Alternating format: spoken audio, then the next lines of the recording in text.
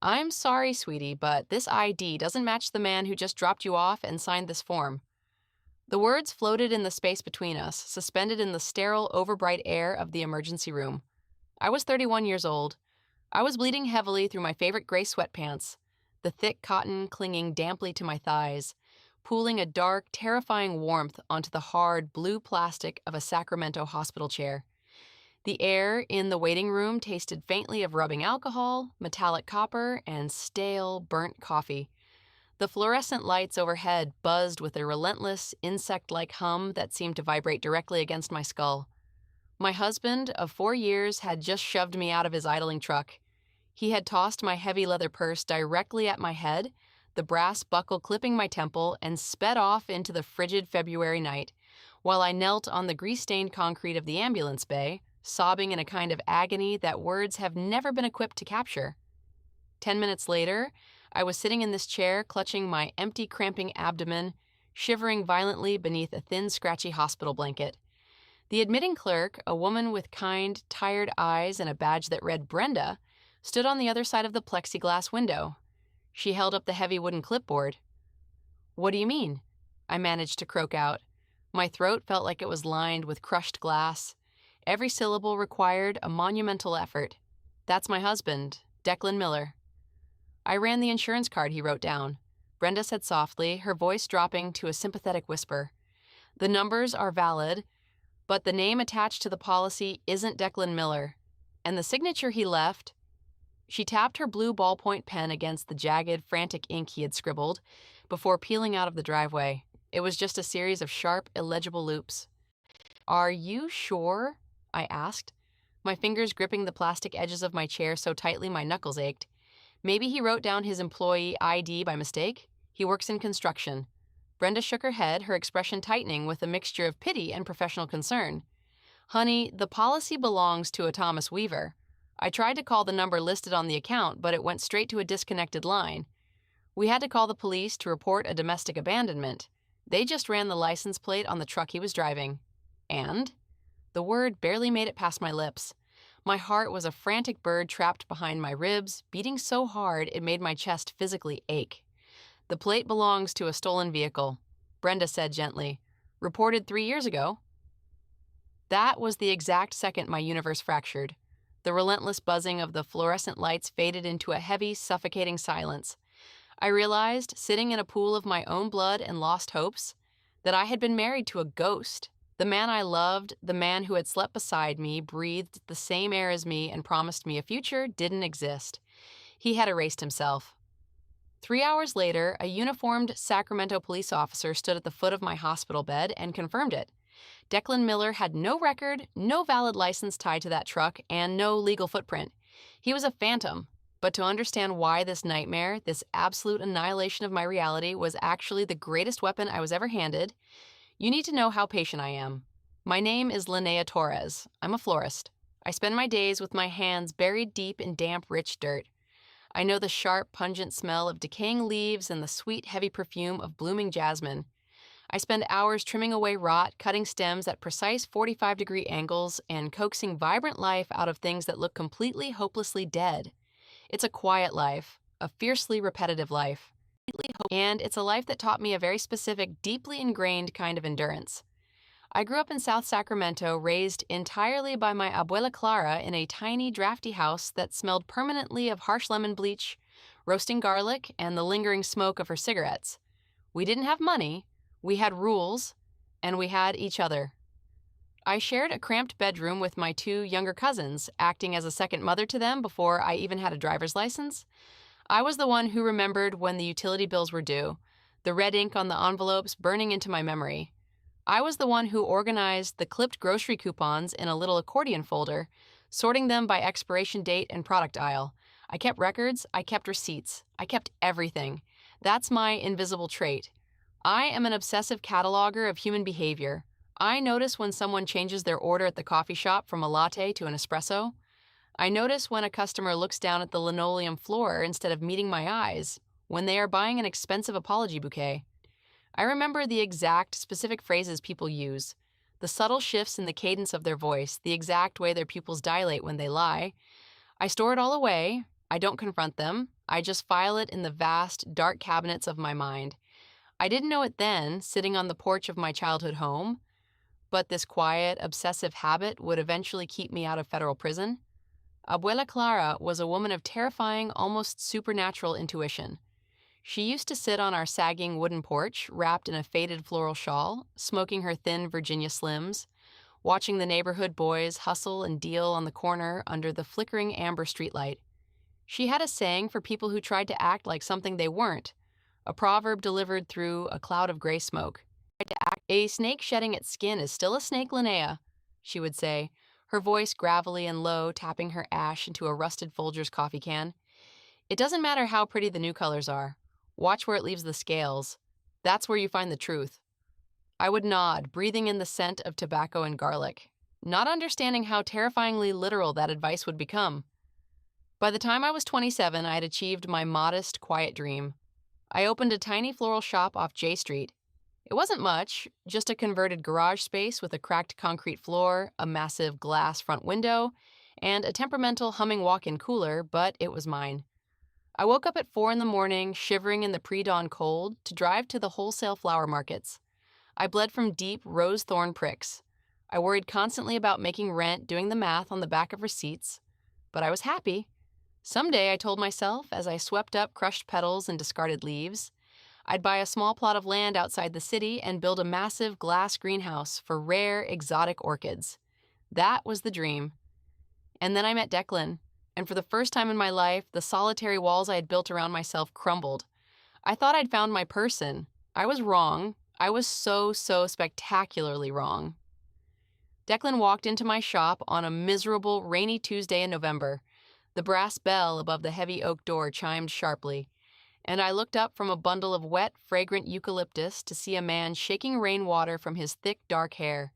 He was tall, broad-shouldered, wearing a faded brown Carhartt jacket that smelled faintly of sawdust and rain. He had this sheepish, devastatingly handsome smile that immediately made my stomach flutter. "I need something that says, 'I'm sorry,'" he said, his voice a rich, warm baritone that seemed to fill the small shop. I wiped my hands on my canvas apron, smiling back. "Well, that depends. Are we talking, 'I forgot our anniversary, sorry,' or 'I ruined your favorite sweater, sorry'?" He laughed, a deep, genuine sound.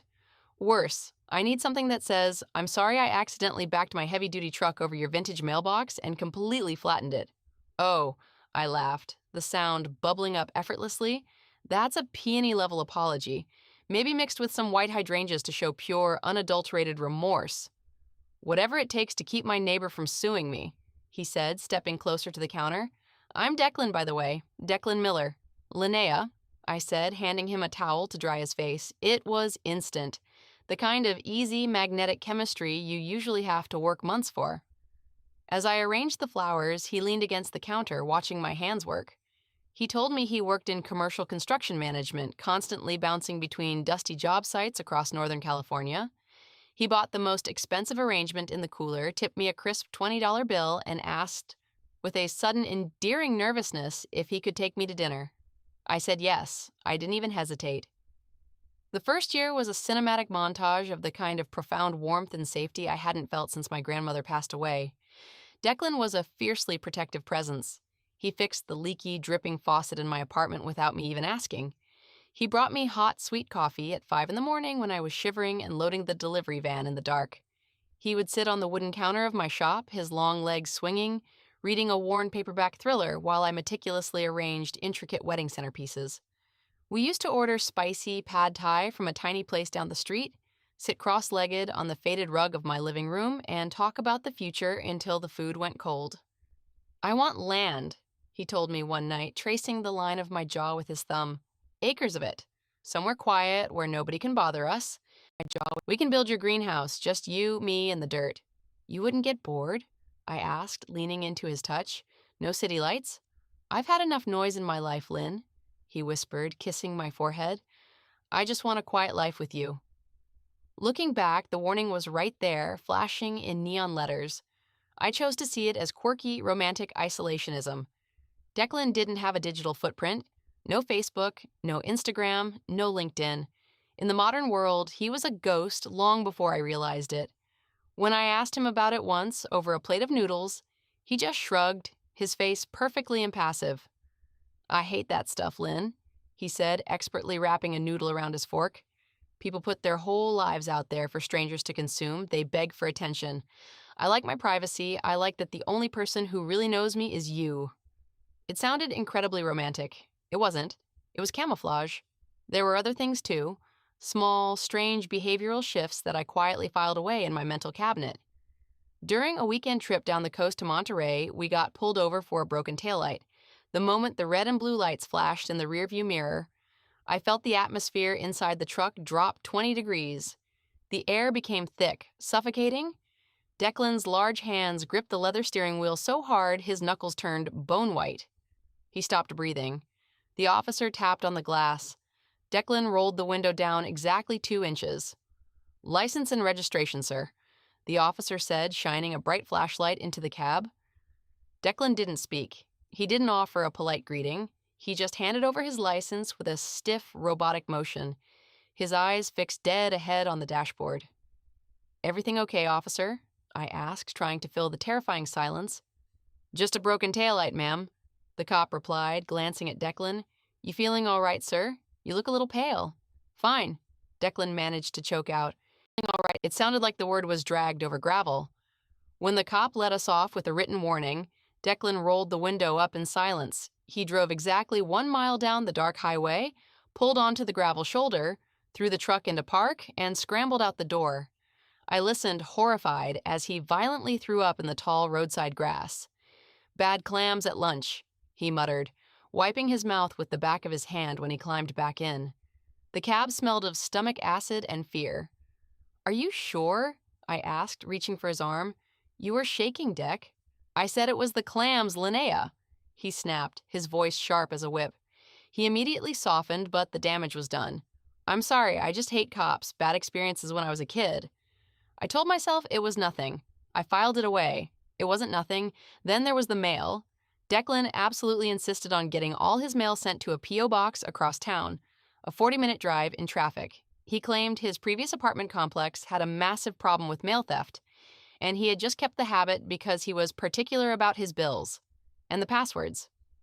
After we got married and moved into a slightly larger duplex in East Sacramento, his smartphone suddenly acquired a complex 8-digit alphanumeric passcode. He used to leave it face up on the coffee table while he showered. Now it lived perpetually in his pocket. If he went to the bathroom, the phone went with him. "I've got highly sensitive commercial client bids on here," he told me one evening when I casually asked why he needed his phone to brush his teeth. "Millions of dollars on the line, Lynn.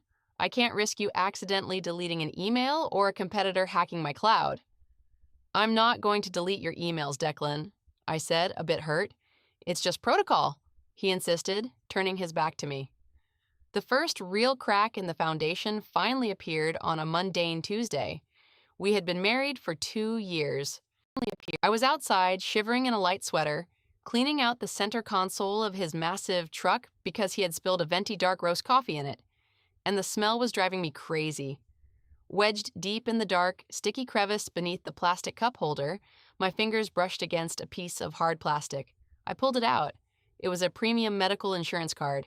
The name printed in crisp black letters on the front was Thomas Weaver. My stomach dropped into my shoes. The blood drained from my face, leaving my cheeks icy cold. The rhythmic hum of the street traffic outside seemed to fade into a dull, rushing roar in my ears. I stared at the name, Thomas Weaver. I took the card inside, wiping the sticky coffee residue off it with a paper towel. When Declan finally got home, his heavy boots thudding on the hardwood floor, I was waiting. I laid the card flat on the cold granite kitchen counter. I didn't yell. I didn't cry. I just pointed to it. "Hey, babe, what's for dinner?" he asked, walking up behind me to kiss my neck. I stepped away, gesturing to the plastic card. "Who is Thomas Weaver?" I asked, my voice perfectly level. Declan looked down at the card. He didn't blink. He didn't flinch. His breathing didn't hitch. He just sighed heavily, rubbing the back of his neck, and gave me a look of profound, patronizing exhaustion. "It's a guy on my concrete crew," he said smoothly, opening the fridge to grab a beer. "He doesn't have a car. I drove him to urgent care last month when he sliced his hand open on some metal flashing. He was bleeding everywhere. He must have dropped it out of his wallet when he was digging for his ID. He dropped his insurance card deep inside your center console? I asked, crossing my arms. Yeah, Linnea. Have you seen the inside of my truck? It's a black hole. Are we really going to interrogate me over doing a favor for a bleeding employee? It sounded so incredibly plausible, so perfectly logically reasonable. But as he picked up the card, cracked open his beer, and slipped the plastic into his breast pocket, my cataloging brain noticed something. A tiny, almost imperceptible muscle was ticking wildly in his left jawline. His pupils were blown wide. If I could go back to that moment, I would tell myself to grab my keys and run. But I loved him. I wanted the greenhouse. I stayed. And that's how the nightmare truly, methodically began. The escalation didn't happen all at once in a fiery explosion. It was a slow, agonizing, methodical dismantling of my reality designed to make me question my own sanity. Beat one was the blatant disrespect. It started subtly in front of his friends, rough, evasive guys he occasionally brought around for beers on our back patio, men who always seemed to be looking over their shoulders and spoke in hushed tones. We were sitting around the roaring fire pit, the smell of wood smoke and cheap lager thick in the air, and one of the men, a guy named Rick, politely asked how the floral shop was doing. Before I could even open my mouth to answer, Declan laughed loudly. "Oh, you know Lynn. She just plays with weeds all day." He chuckled, taking a long pull from his bottle. "It's a cute little hobby. Keeps her out of trouble and out of my hair while the adults make the real money." The table went dead silent. The crackle of the fire suddenly seemed deafening. I felt a hot, prickling heat rise furiously to my cheeks. "It's a profitable business, Declan," I said quietly, my voice trembling slightly. "I cleared $40,000 last year." He waved his beer bottle at me dismissively, rolling his eyes at the other men. "Sure, babe. Selling overpriced daisies to guilty husbands is the absolute backbone of the American economy, whatever you say." Beat two was the isolation and control. He started aggressively monitoring my mileage. He would walk out to the driveway with a flashlight and check the digital odometer on my old Honda Civic when I got home from the shop. "What are you doing?" I asked him one night, standing on the porch in the cold. "Just keeping track for your business taxes," he claimed, not looking up. "You're terrible at math, Lynn. I'm helping you." But then, a week later, he took my car keys entirely. He claimed his truck was making a weird grinding noise in the transmission, and he desperately needed my reliable Civic to get to a distant site in Folsom. He left me with his massive truck sitting in the driveway, but he deliberately took the only set of keys to it with him. "Just take an Uber to the shop," he said smoothly, kissing my forehead on his way out the door. "It's safer anyway. Sacramento drivers are crazy. Declan, an Uber both ways cost me $40 a day. I can't afford that overhead," I argued. "I'll pay you back," he promised. He never did. I was effectively trapped in the duplex, financially bleeding out just to get to work. Beat three was the replacement and intimidation. I was doing laundry one quiet Sunday afternoon, the smell of fresh detergent filling the tiny utility room, when I found a long, shimmering blonde hair tangled deep in the collar of his red flannel shirt. I have thick, dark, nearly black hair. I held it up to the fluorescent light. It was unmistakable. When I brought it into the living room and held it out to him, he exploded. "Are you insane?" he yelled, launching off the sofa. He backed me forcefully against the hallway wall, his chest heaving, his face inches from mine. "You're picking stray hairs off my clothes now? Like a psycho?" "Declan, it was in your collar. Who does it belong to?" I whispered, terrified of the sheer rage in his eyes. "I work with a female project manager, Linnea. Her name is Jessica. We share a cramped trailer office on site. Jesus Christ, you are suffocating me with this paranoia." He made me feel like I was completely losing my mind. He stormed out, slamming the front door so hard the picture frames rattled on the wall, and didn't come back for 2 agonizing days. When he finally returned, smelling of expensive hotel soap, he brought me flowers, bought from a grocery store, wrapped in cheap, crinkly cellophane filled with dying baby's breath, to give to a professional florist. So that was not ideal. Beat 4 was the public humiliation. We were sitting at a crowded, noisy diner on 16th Street on a Sunday morning. The smell of bacon grease and burnt toast hung heavy in the air. I had opened our shared bank account on my phone that morning to pay the electric bill and realized, with a shock of ice water to my chest, that $3,000 was missing, transferred out with no note. When I quietly asked him about it over our plates of eggs, his face darkened like a thundercloud. He didn't whisper. He didn't lean in. He raised his voice so the entire diner could hear. "I am so sick of you treating me like a child," he boomed, violently slamming both his palms flat onto the Formica table. Coffee splashed out of our mugs, plates rattled loudly, dozens of heads turned toward us.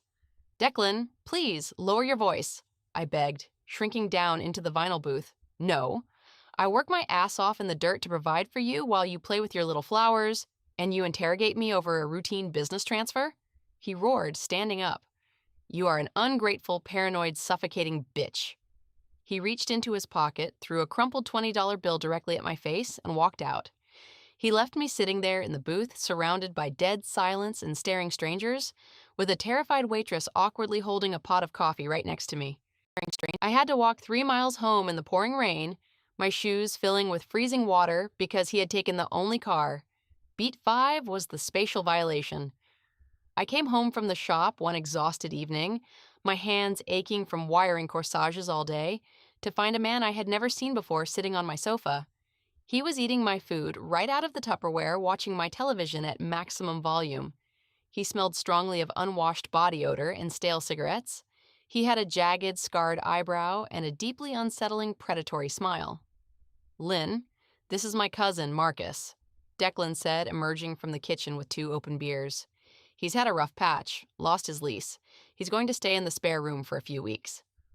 The spare room was my office. It was my sanctuary.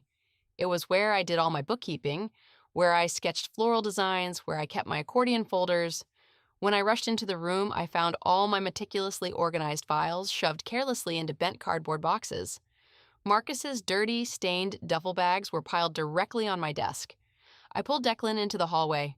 "You didn't ask me," I whispered, tears of frustration pricking my eyes. "That's my workspace." "I don't need your permission to help my family," he sneered, leaning in close, his breath hot against my face. "It's my name on the lease, Lynn. You should be grateful I let you keep that room for your useless, unprofitable paperwork as long as I did." Beat 6 was the ally attack. Declan's mother, a harsh, abrasive woman named Barbara, who lived in a rundown trailer park in Bakersfield, called me on Thanksgiving morning. The house smelled of roasting turkey and cinnamon, a desperate attempt on my part to make things feel normal. Declan had refused to go see her, claiming he was too busy with end-of-year bids. When I picked up the landline to cheerfully wish her a happy holiday, her voice was pure, unadulterated venom. "You ruined him," she hissed into the receiver. "No greeting, just a strike." "Barbara, what do you mean?" I stammered, gripping the edge of the kitchen counter. "He was a good, ambitious boy until he met you. You drained the absolute life out of him with your constant, pathetic nagging. It's no wonder he doesn't want to come home. He told me how you track his money. You're a leech, Linnea, and you're barren. 4 years and no kids? What kind of wife are you? You're practically useless to him." I hung up the phone. I slid down the cabinets to the floor. My hands shook so violently I couldn't chop the vegetables. I sat on the linoleum for an hour, crying until my eyes were swollen shut. Beat 7 was the institutional threat. The tension in the house had become physically unbearable. Marcus had been living with us for 2 solid months, trashing the bathroom, leaving dirty dishes everywhere, and making lewd, suggestive comments about my body when Declan wasn't in the room. One night, I finally broke. I packed a small duffel bag with clothes and toiletries. I told Declan, my voice trembling, that I was leaving to stay with a friend for a few days to get some space. He stepped in front of the front door, blocking my exit. His eyes were completely black, void of any humanity. "Move, Declan," I said, clutching the bag to my chest. "If you walk out that door," he said softly, his voice a chilling monotone, "I will call the police." "For what? Leaving?" "I will tell them you attacked me with a kitchen knife in a manic rage," he whispered, stepping closer. "I will walk into the kitchen right now and I will bruise my own face, I will cut my own arm, and then I'll call 911. Who do you think they'll believe? The successful contractor or the hysterical crying florist with no money?" I stared at him, paralyzed by the sheer, calculated sociopathy of the threat. I dropped the bag. It hit the hardwood floor with a heavy thud. I stayed. Because apparently 12 years of strict Catholic school conditioning makes you really, really good at accepting suffering as a mandatory lifestyle choice. Beat 8 was the financial sabotage, the final attempt to break my mind. I arrived at the shop one sweltering July morning to find the heavy insulated glass door of my walk-in cooler propped wide open with a plastic bucket. Inside, a $4,000 wedding order, hundreds of delicate white hydrangeas and imported garden roses, was entirely destroyed. Limp, brown, and rotting in the ambient heat. Declan had stopped by the shop the night before to bring me dinner while I was working late. I called him, hyperventilating, staring at the ruined flowers. Declan, the cooler was left open. Everything is dead. The wedding is tomorrow. What? He said, sounding perfectly shocked. Why did you leave it open, Linnea? Are you crazy? I didn't. You were the last one in there grabbing a bottle of water. Are you seriously blaming me for your utter incompetence? He shouted through the phone. I closed it. I remember closing it. You've been so scatterbrained lately, Lynn. It's embarrassing. You're losing your mind. I told you this business was too much pressure for a woman like you. He hung up. I spent the next 10 hours sobbing, desperately calling wholesalers and draining my meager savings to replace the flowers. And the worst part? I actually spent the entire day wondering if I was in fact going crazy. Beat 9 was the cruelest moment. The moment that finally broke me completely. It was a freezing cold night in February. I was pregnant. I had found out 3 days earlier, staring at the 2 pink lines on a plastic stick in the bathroom of my shop. I hadn't told him yet. I was terrified of what he would do, how he would use a vulnerable child to trap me further into his web of control. I had been experiencing severe, stabbing cramping all day at work. By 8 o'clock, the pain was a blinding, white-hot agony radiating through my lower back and abdomen. Declan picked me up from work in his truck. I was curled into a tight ball in the passenger seat, clutching my stomach, gasping, and crying out with every pothole and bump in the uneven road. I need to go to the hospital, I gasped, tears streaming down my face. Declan, please. Something is wrong. I think I'm having a miscarriage. He sighed loudly, aggressively rolling his eyes and cranking up the radio. You're being dramatic, Linnea. It's just bad period cramps. Take an Advil. I am exhausted from being on site all day, and I just want to go home and sleep. I'm bleeding, I screamed, the terror finally breaking through my submission. Take me to the hospital right now. He slammed on the brakes in the middle of the street, the tires screeching, throwing me violently against the seatbelt. The seatbelt dug into my chest, knocking the wind out of me. He turned and glared at me with a look of such absolute, unadulterated disgust that it literally froze the blood in my veins. He didn't say a word. He yanked the heavy steering wheel and sped aggressively toward the emergency room at UC Davis Medical Center. He pulled roughly into the brightly lit ambulance bay. He didn't put the truck in park. He just kept his heavy work boot firmly on the brake pedal. Get out, he said, staring straight out the windshield. What? I sobbed, clutching my stomach, barely able to breathe through the waves of searing pain. I said, get out. I have a massive budget meeting early tomorrow morning. I'm not sitting in a germ-filled waiting room all night because you have a stomach ache. Declan, I can't walk, I begged, blood soaking through my clothes. Please, help me inside. He didn't look at me. He reached his long arm across my body, popped the heavy passenger door open, and physically shoved my shoulder. Hard. I tumbled out of the high cab of the lifted truck. I fell awkwardly, my bare hands and knees hitting the freezing, oil-stained concrete of the driveway. The impact sent a shockwave of fresh agony ripping through my abdomen. I screamed. He grabbed my heavy leather purse from the floorboard and chucked it out after me. The brass buckle hit me squarely in the back of the head, a sharp, stunning blow that spilled my phone, my wallet, and my keys across the wet pavement. You are not my problem tonight, he spat down at me. He slammed the heavy metal door shut, took his foot off the brake, and drove away, the red taillights disappearing into the dark. I crawled. I physically, literally crawled on my hands and knees toward the automatic sliding glass doors. A triage nurse saw me through the glass and rushed out with a wheelchair, shouting for help. They got me inside. They got me onto a bed. They asked for my husband's information for the admitting forms, and the frantic clerk ran outside to try and catch him, managing only to get him to scribble a signature on a clipboard through his roll-down window before he sped off for good. I lost the baby an hour later. I lay in that cold, sterile hospital bed, staring blankly up at the white acoustic tiles on the ceiling. The pain medication made my limbs feel heavy, but my mind was terrifyingly sharp. I was empty. I was hollowed out. Everything I had tried to build, every compromise I had made, had ended with me bleeding on the concrete. And then Brenda, the admitting clerk, walked in. "I'm sorry, sweetie, but this ID doesn't match the man who just dropped you off." Beat 10. The absolute breaking point, it wasn't a fiery explosion. It wasn't a dramatic screaming fit of hysterical rage. It was a very quiet, very cold, very mechanical click behind my ribs. The profound sadness vanished instantly. The paralyzing fear evaporated like water on a hot skillet. What replaced it was something glacial, something ancient and terrifying. Something Abuela Clara would have recognized immediately. I looked up at the clerk. My voice was eerily calm. "Could you leave that form with me for just a moment, Brenda?"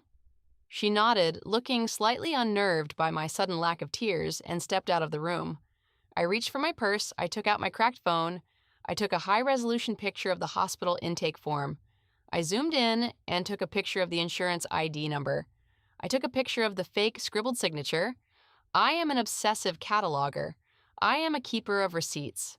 And I was going to hunt him to the ends of the earth. What nobody, not even the police, knew was that my meticulous preparations started the very next morning. I didn't call him. I didn't text him. I didn't leave a desperate voicemail asking why he left me. I stayed in the hospital for 2 days, quietly recovering from the physical trauma of the miscarriage. During those 48 hours, lying in the quiet hum of the ward, I began building my armory. I used my phone to call my landlord. I broke the lease on our duplex immediately, sacrificing my entire security deposit to get my name off the legal paperwork that very hour. I called my best friend, Maria, a tough-as-nails woman who had a spare bedroom, and a very large, fiercely protective German shepherd named Brutus. I coordinated with her to pack up my clothes, my computer, and my business files, while Declan was away at one of his mysterious job sites. When I was discharged, I didn't go home. I went directly to the Department of Motor Vehicles. Here is something you should know about my life in Sacramento. You meet a lot of people when you sell flowers for weddings, funerals, and desperate apologies. You learn their names, you learn their family drama, you learn their stories. I knew a woman named Sarah who worked in the deep records department at the DMV. 3 years ago, I had done the massive floral arrangements for her daughter's quinceañera at a steep, unprofitable discount when her husband suddenly lost his job. Sarah remembered me. She remembered the beautiful pink roses. I sat at her gray metal desk, hidden away in the back offices behind thick, smudged plexiglass. The air smelled of floor wax and stale body odor. I slid a piece of notebook paper under the little slot in the glass. On it, I had written the license plate number of the truck and the name Thomas Weaver. "Sarah," I said, my voice perfectly steady, stripped of all emotion. "I need a massive favor. I need you to tell me everything attached to this name and this plate in the state of California. Everything." She looked at me. She saw the dark, bruised circles under my eyes. She saw the hospital bracelet still wrapped around my pale wrist. She saw the way my hands were trembling just slightly against the counter. She didn't ask a single question. She just turned to her keyboard and started typing, the loud clack, clack, clack echoing in the cubicle. 5 minutes later, she gasped quietly and turned her bulky monitor toward the glass. "Linnea," she whispered, her eyes wide with shock, "look at this." There were 2 official driving records side by side on the screen. One was for Declan Miller. The photograph was my husband. The record showed a perfectly clean driving history, a P.O. box address, and an issue date of exactly 5 years ago. The other record was for Thomas Weaver. The photograph was also my husband. He looked slightly older, wearing a tailored suit instead of a Carhartt jacket. But this Thomas Weaver had a massive, multi-million-dollar house listed in Granite Bay, one of the wealthiest, most exclusive gated suburbs in the entire region. He had multiple commercial vehicle registrations. And then Sarah clicked her mouse, pulling up a deeper public record search. "Oh my God," she breathed, covering her mouth. "Print it," I commanded softly. She printed a stack of papers nearly an inch thick. The dot matrix printer screamed as it worked. She slid the heavy manila folder under the glass to me. I took the folder back to Maria's house. I spread the documents out on her large oak dining room table. I spent 3 uninterrupted days doing nothing but drinking bitter black coffee, petting the German shepherd, and meticulously cross-referencing documents, deeds, and corporate filings. Declan Miller did not exist. He was a fabricated, hollow identity created exactly 5 years ago to shield Thomas Weaver from severe legal and financial liability. Thomas Weaver was a commercial real estate developer, a very wealthy, very powerful, and very married real estate developer. He had a wife named Elise. He had 3 smiling, blonde children. He lived in a sprawling mansion behind iron gates. The dusty construction sites he supposedly worked at were actually massive corporate developments his firm fully owned. The terrifying cousin Marcus, who had invaded my home, was not family. He was a hired enforcer Thomas used to illegally intimidate tenants out of low-income properties he wanted to bulldoze. But that wasn't the bomb. The bomb was the dense financial documents I found when I dug deeply into the LLCs registered under his fake phantom name. Remember my little struggling floral shop? Remember my business tax IED that Declan had so helpfully filed the paperwork for, taking my documents to his accountant? Thomas Weaver had used my name, my social security number, and my floral business as a blind guarantor for a series of incredibly high-risk commercial construction loans. He had expertly forged my signature on dozens of legally binding bank documents. I used a red pen to circle the numbers. The total amount of toxic debt secretly chained to my identity? Exactly $456,000. If his risky developments failed, or if the market crashed, the massive banks wouldn't go after the wealthy Thomas Weaver in Granite Bay. They would come after Linnea Torres, the exhausted florist in Sacramento. They would seize my shop. They would seize my bank accounts. They would ruin me. He had built a massive financial bomb, strapped it directly to my chest, and he was casually holding the detonator. That was exactly why he had abandoned me so ruthlessly at the hospital. He thought I was getting too close to asking questions about the money. He thought throwing me away into the night would keep his hands perfectly clean. I looked at the mountain of white paper covering the table. My grandmother's gravelly voice echoed loudly in my head. A snake shedding its skin is still a snake. Watch where it leaves the scales. He had left his shedding scales all over the state of California, and I had patiently swept every single one of them up. I didn't go to the police. Not yet. Police take months, sometimes years, to investigate complex, white-collar fraud. They give expensive defense lawyers time to hide assets in offshore accounts. They give powerful men like Thomas Weaver time to spin false narratives, bribe witnesses, and destroy paper evidence. I didn't want justice. I wanted maximum, instantaneous, unrecoverable devastation.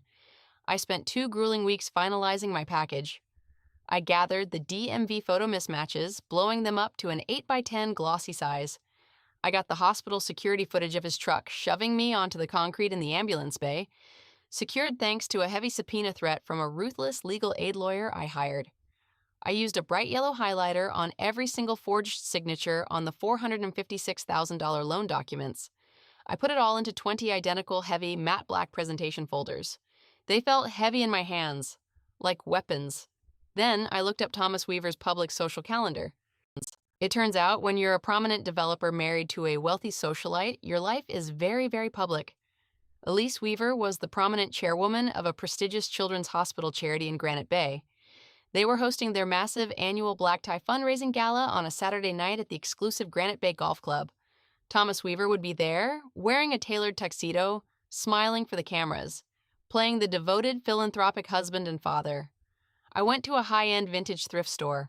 I bought a simple, devastatingly elegant black silk evening gown. The fabric was cold and smooth against my skin.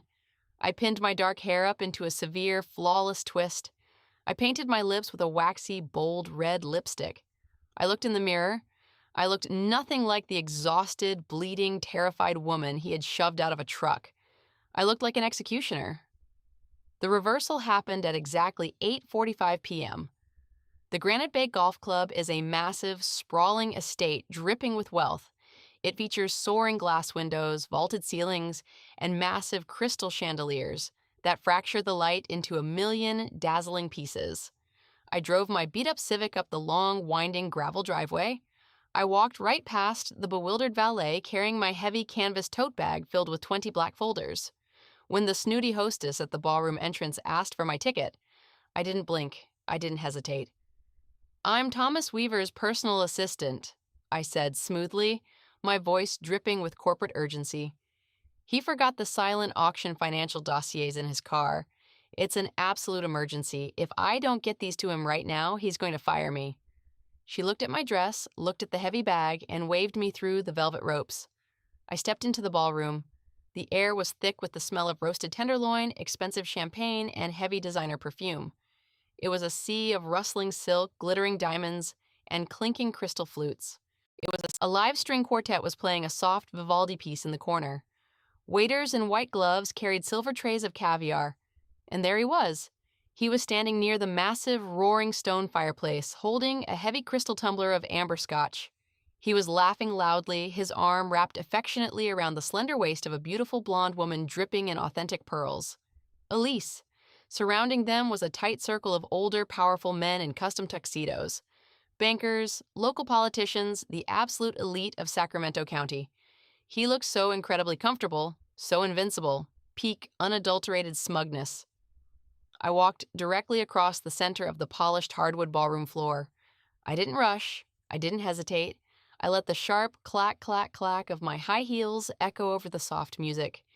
People turned to look at me, drawn by the absolute purpose in my stride. I stopped exactly 3 feet from him. Thomas looked up. I have never, in my entire life, seen a human being's soul violently leave their body in real time. But I saw it that night. The booming laugh died instantly in his throat, replaced by a choked, wheezing sound. His eyes widened to the size of saucers, the whites completely exposed, all the color instantly drained from his face, leaving him looking like a pale, sweating wax mannequin. His hand, the one holding the Scotch glass, began to shake so violently that the ice cubes rattled loudly against the crystal, sounding like castanets in the quiet space. "Declan," I said. My voice was loud, crisp, clear, and carried perfectly over the quiet hum of the room. The blonde woman, Elise, turned to me with a polite, highly confused smile. "I'm sorry, who are you? And why did you just call my husband Declan?" "He has a lot of names," I said, turning my gaze directly to Elise. I felt a brief pang of pity for her, but I pushed it down. I pulled the first heavy black folder from my bag and handed it directly into her manicured hands. "My name is Linnea.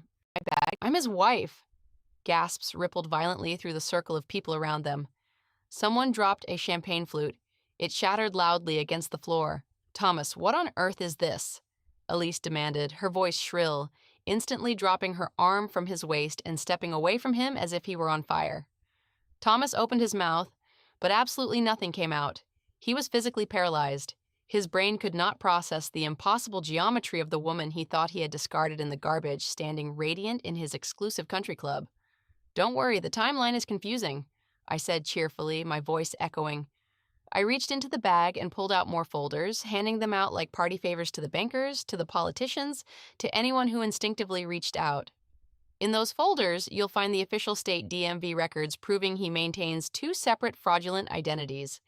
You'll find the legal marriage certificate we signed in a courthouse 4 years ago. You'll find the highly illegal forged loan documents where he tied $456,000 of massive commercial debt to my social security number to deliberately hide it from your joint accounts, Elise. "Shut up," Thomas finally choked out. His voice wasn't a roar. It was a thin, reedy, pathetic squeak. "Shut up, you crazy bitch. Security. Get security." He lunged toward me, his heavy arm raised, his hand formed into a fist, as if to strike me or violently rip the folders away. He never made it. 2 of the older men in the circle, one of whom I later learned was Elise's father, a highly respected retired county judge, stepped smoothly and aggressively in front of him, physically blocking his path and shoving him back by his shoulders. "Let her finish, Thomas," the older man said, his voice sounding like cracking ice. I looked at Thomas. He was sweating profusely now, heavy drops rolling down his forehead. His chest was heaving frantically inside his expensive tuxedo. He looked like a trapped animal. "But the absolute best part," I said, my voice dropping to a deadly theatrical whisper that somehow made the entire ballroom lean in to listen, "is page 4. That's the high-definition security footage from UC Davis Hospital 3 weeks ago, showing him forcefully shoving me out of a moving truck onto the concrete while I was having a miscarriage, and then driving away in a vehicle reported stolen 3 years ago." Elise let out a sound that wasn't quite a scream and wasn't quite a sob. It was the horrific guttural sound of a woman's entire reality violently shattering into dust. She dropped the folder. Glossy photos scattered across the floor. Photos of me and Declan kissing on a beach. Photos of the fake DMV IDs. Photos of the forged bank signatures. The silence in the massive ballroom was absolute, heavy, and suffocating. The string quartet had abruptly stopped playing, the cellist sitting with his bow suspended in midair. 100 rich, powerful, influential people were staring at Thomas Weaver as if he were covered in raw sewage. Thomas looked around frantically, his chest heaving. He looked at his wife, who had backed away from him, her hands covering her mouth in pure horror.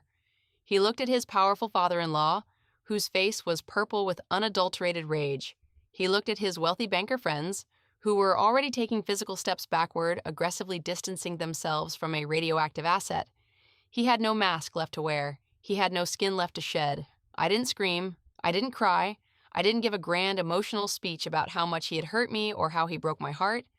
I just looked at him, shivering and pathetic in his tuxedo, and smiled a very small, very cold, very final smile. "Your ghost is dead, Thomas," I said quietly. I turned around on my heels and walked out. I didn't look back. I left the remaining folders scattered on the floor for the wolves to fight over. I walked out through the heavy glass doors into the cool, crisp Sacramento night air, got into my waiting Uber, and went home to sleep for the first time in weeks. The cascade of destruction that followed was glorious, and it was absolute.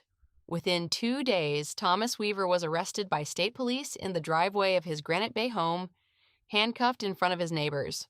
I had meticulously mailed identical copies of those black folders to the Sacramento District Attorney, the IRS Criminal Fraud Division, and the State Licensing Board for Commercial Contractors. Within a week, Elise Weaver filed for immediate divorce, ruthlessly seeking sole legal custody of their 3 children and securing an emergency judicial freeze on all his financial assets. Her father, the retired judge, made a few phone calls and ensured that every single high-powered defense lawyer in the county refused to take Thomas's desperate calls.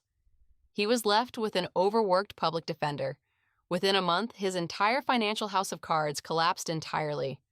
The banks panicked and immediately called in the massive commercial loans. When they realized the primary guarantor, me, was a documented victim of massive identity theft with 0 liquid assets to seize, they aggressively went after Thomas's parent company. He was forced into total, liquidating bankruptcy. His enablers fell too. The terrifying cousin Marcus was violently arrested on 3 outstanding felony warrants when a SWAT team raided Thomas's properties looking for hidden financial documents. Declan's cruel mother, Barbara, was heavily investigated by the IRS for receiving stolen corporate funds. As it quickly turned out, the trailer she lived in was purchased entirely with money Thomas had illegally skimmed from his own wife's children's charity. I spent the next 6 months working closely with federal fraud investigators to clear the $456,000 from my name. It was exhausting, tedious, bureaucratic work, sitting in gray offices under fluorescent lights, but I didn't mind a single second of it. I had all the receipts. I had all the perfectly organized evidence. I was an obsessive cataloger, and the federal investigators absolutely loved me for it. They said I practically handed them a conviction on a silver platter. 6 months after the gala, my cell phone rang. It was an automated collect call from a county correctional facility. I accepted the charges purely out of a cold, clinical curiosity. "Linnea," Thomas's voice came through the crackling receiver. He didn't sound smooth or confident anymore. He sounded hollowed out, old, desperate. "Lynn, please, you have to help me. Elise took everything. She took the kids. The house is gone. I have a public defender who won't even look me in the eye. Please, call the DA. Tell them the loans were a joint business venture. Tell them you knew about it. I'm looking at 20 years, Lynn. Please, Lynn, I loved you. I really did." I stood in my kitchen, holding the phone to my ear, listening to him beg and sob for exactly 60 seconds. I felt absolutely nothing. No anger, no pity, just the quiet hum of the refrigerator. "I'm sorry," I said pleasantly, my voice light and airy. "You must have the wrong number. I don't know anyone named Declan." I hung up the phone. I blocked the facility's number. It has been 2 full years since that night at the country club. I didn't get rich from this. There was no massive financial settlement, no movie moment multi-million-dollar payout to make me whole. But I got something infinitely better. I got my life back, entirely clean, quiet, and completely mine. My little floral shop survived the storm. In fact, it thrived. I completely rebranded. I painted the walls a bright, clean white. I aggressively raised my prices. I stopped selling cheap daisies wrapped in plastic to guilty husbands and started focusing strictly on what I truly loved: exotic, resilient, difficult plants. 3 months ago, I finally did it. I achieved the dream. I bought a small, beautiful half-acre plot of land just outside the city limits, nestled deep in the shadow of the Golden Foothills. It has a dilapidated wooden barn that I am slowly, carefully converting into a massive glass greenhouse. I was out there this morning. The sun was just coming up over the ridge, casting long, sharp, golden lines of light across the silver frost on the grass.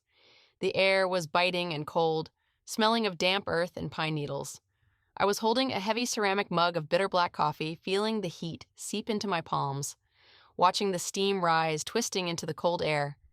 Inside the newly built greenhouse, where the air is thick, humid, and perfectly controlled, my very first batch of rare orchids was beginning to bloom.